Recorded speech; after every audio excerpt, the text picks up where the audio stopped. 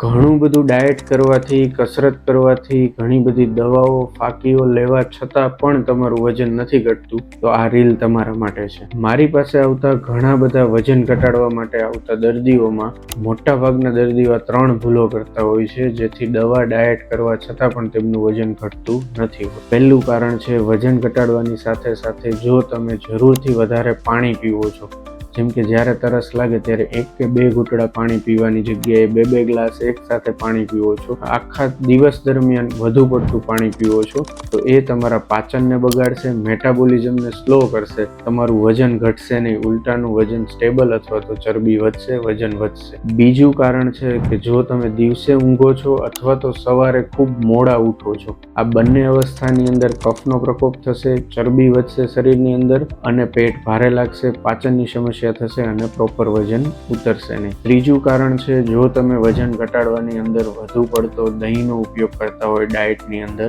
તો એ આજે જ બંધ કરી દેજો, કારણ કે દહીં છે એ અભિસંધી છે, ધાતુ પરિપોષણ ક્રમને ખોરવી નાખે છે. બીજું છે, દહીં કફ અને પિત્ત કરનાર છે, જેથી કરીને શરીરની ચરબી પણ વધારશે, પચવાની અંદર ભારે છે.